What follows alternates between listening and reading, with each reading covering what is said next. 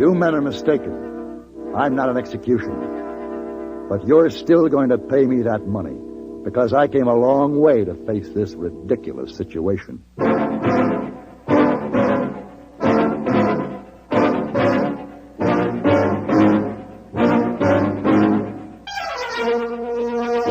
Have Gun, Will Travel. Starring Mr. John Daner as Paladin. San Francisco, 1875. The Carlton Hotel, headquarters of the man called Paladin.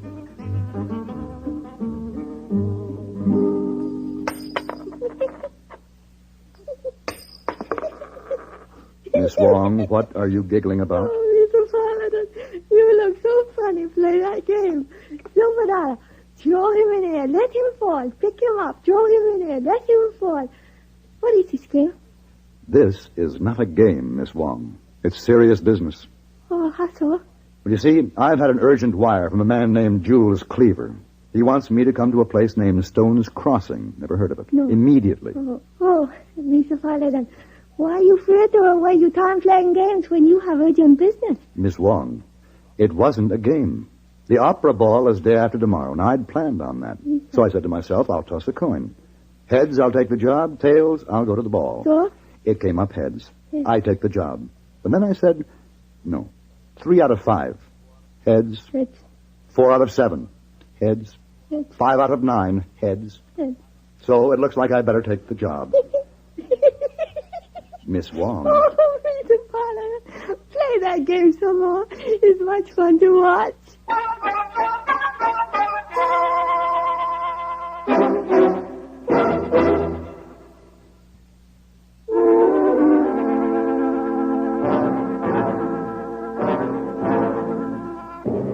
I rode into a section of Nevada territory I'd never traveled before. A stark, desolate plain, with its line to the horizon broken only by sparse, dry sagebrush.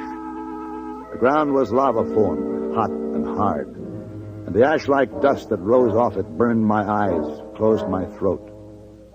I'd gone about 5 miles when my horse stumbled and fell, and broke his leg.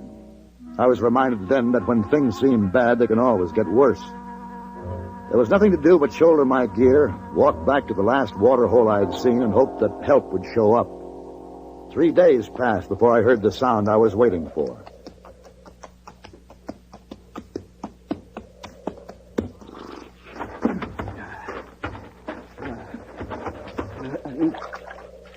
You better go a little easy on that water there. Now, hold it, friend. There's no need to reach for that gun. Doesn't look to me as if you could lift it, let alone aim it straight. You shouldn't sneak up on a man like that. You better let me take a look at that wound. It's no use, mister. All right, let me just take a look at it. Huh. Rifle, huh? Lucky shot. This should have had attention. I was a mite short of time. Posse been trailing me for 5 days. Posse? Out of Marvin. He didn't take kindly to my shooting one of their citizens. What was the trouble? No trouble. Somebody paid me $500 for killing him. Hired gun. You ever hear Myron Curtis? Yes. That's me. Hey, what are you doing sitting out here by this water hole besides poking into people's business? My horse broke his leg out there in the desert. Have to shoot him? That's right. Well, now, this will work out just dandy. I'm going to make you a present of my little mare there. I won't be needing her. Well, now, look, You watch her left front hoof. She's missing a shoe. Where are you headed? Stone's Crossing. Stone's Crossing. That was going to be my next stop. Fella sent for me. Let's see, Hansen. Yeah, that's it. Mike Hansen. I wonder what he's got up his sleeve. I guess I'll never know now. Curtis?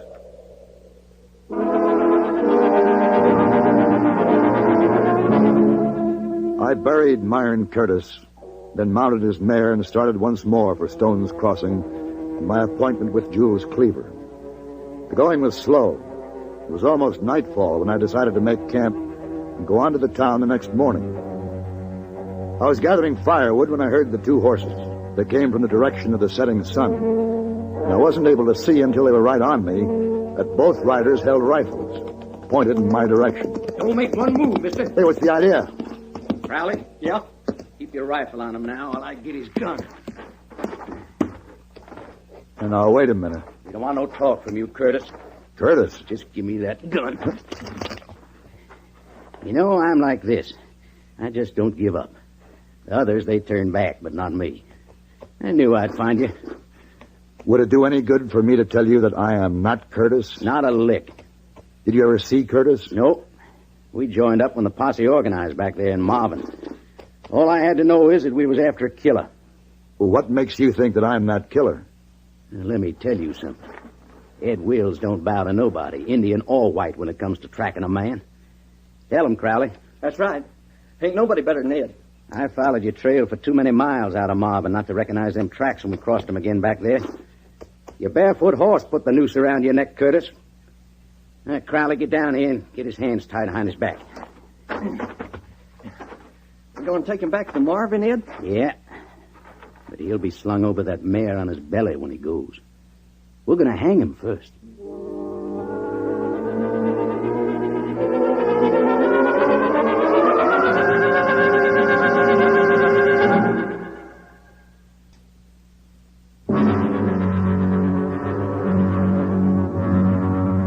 I sat through the night, my hands and feet bound and the two rifles trained on me.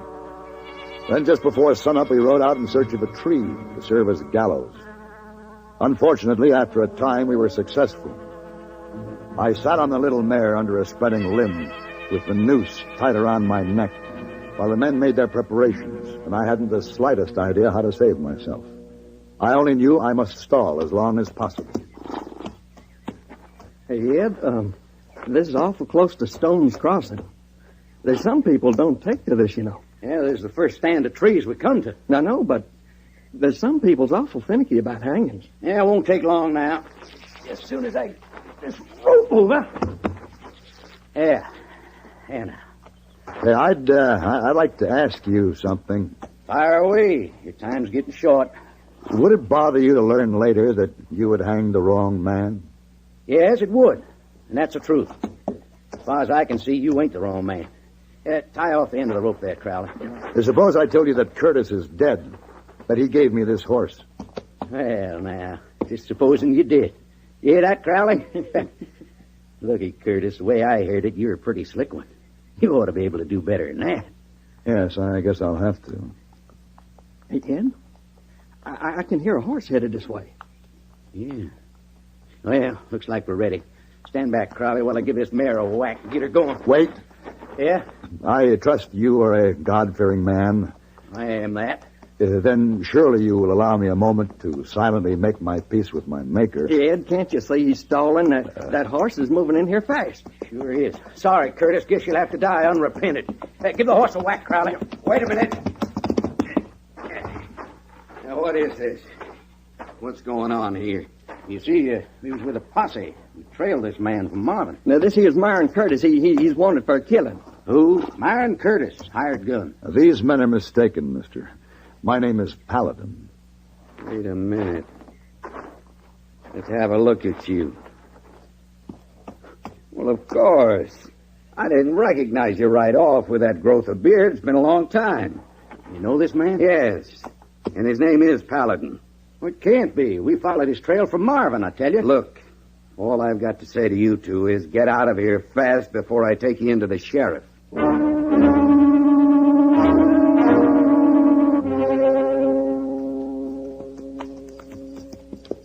Well, I'm a little confused. Because, of course, you've never seen me before in your life. But I'm mighty grateful. Just glad I happened along when I did, Curtis. Paladin. Oh, you can drop that now. It's all right. I know you're Curtis. Oh, you do? Sure, you have to be. I was wondering when you were going to show up. Yes? I'm Mike Hansen. I begun to think maybe you hadn't received my message. But I can see that you ran into a little trouble getting here. I certainly did. I have to turn off at the fork up here. I guess you want to get on into town. But maybe this is as good a time as any to bring up my proposition. Yeah, I suppose it is. When I heard about you, Curtis, I knew you were the man to do this job for me. That's why I sent for you. And the job? Well, the man like you, no need to beat about the bush. Curtis, Stone's Crossing is a pretty big town, and it's going to get bigger. But it's never going to be big enough to hold me and a man named Jules Cleaver. Jules Cleaver. I intend that Stone's Crossing is going to be my town. Cleaver's in my way. I'm going to lay it right on the line. I want you to get rid of him for me. I see. Will $3,000 handle it? 3,000. Hansen, could we do it this way? Could we let the matter rest right here for now? You'll hear from me. Sure, Curtis. I'll figure to hear from you later.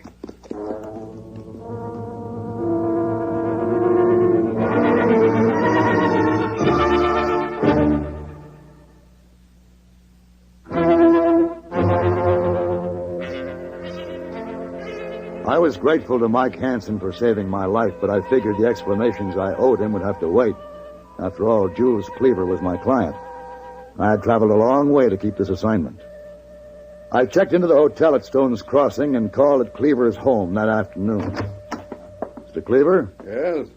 Your servant told me I'd find you here in your study. I'm Paladin, Mr. Cleaver. Paladin? Oh, where have you been? I've been expecting you for days. Well, I ran into a few delays. I got into town this morning, but there are a few things I'd take care of, like a bath, a shave, a decent meal. So, what's on your mind, Mr. Cleaver? That's what I like. You're a businessman. I'm a businessman. Let's not waste time. Let's get right to the point. Sit down, Paladin. All right.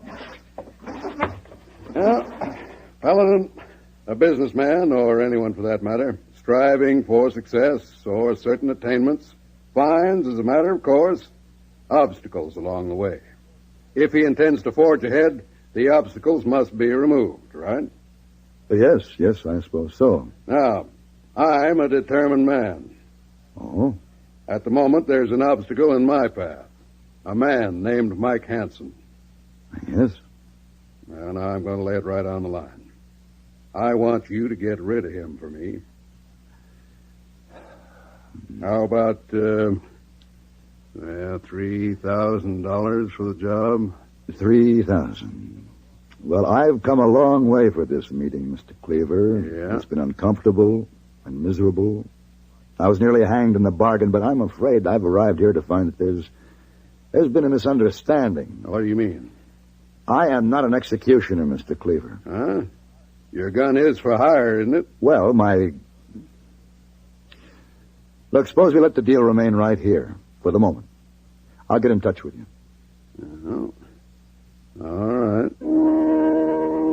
I had been surprised to find Stone's Crossing the prosperous town that it was.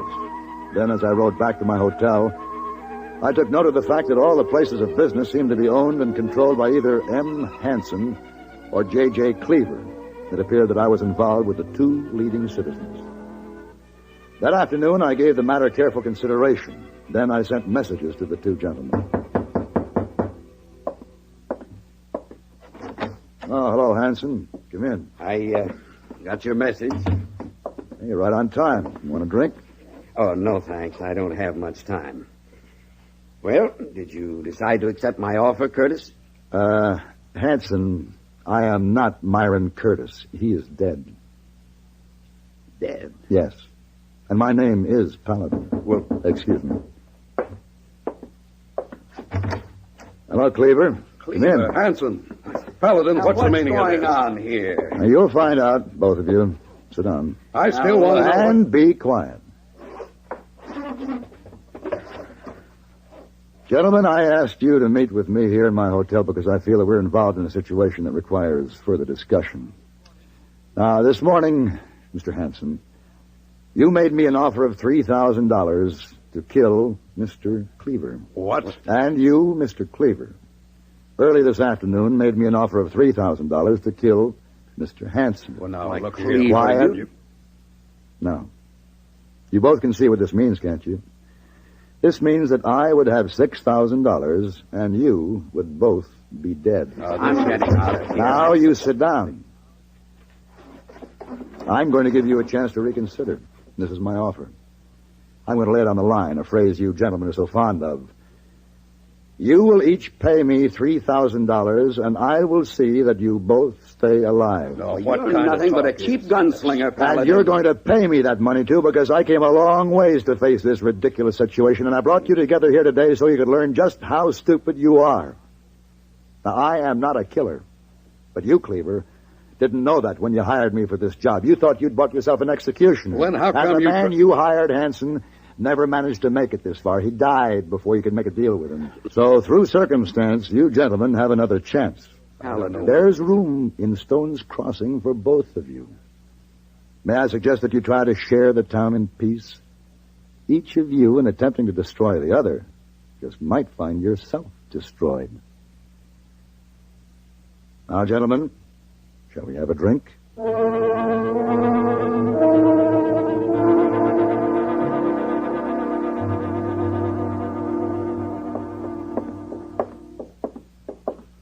Mr. Paladin, so nice to have you home again. Thank you, hey boy.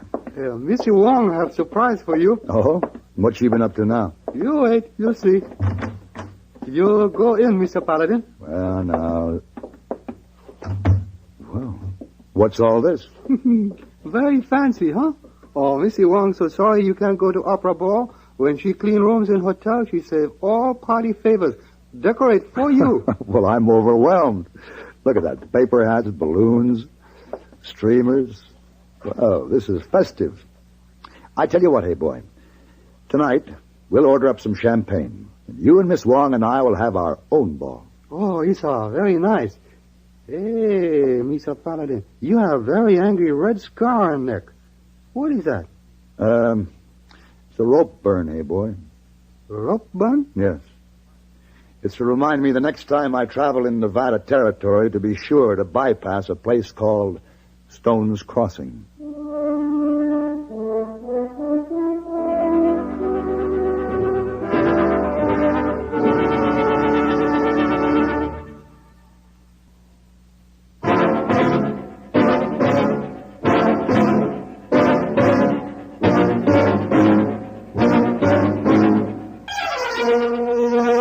Have Gun, Will Travel. Created by Herb Meadow and Sam Rolfe, is produced and directed in Hollywood by Frank Paris and stars John Daner as Paladin, with Ben Wright as Hayboy and Virginia Gregg as Miss Wong.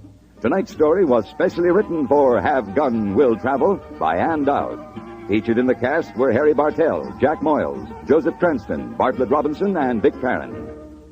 This is Hugh Douglas, inviting you to join us again next week when CBS Radio presents Have Gun, Will Travel.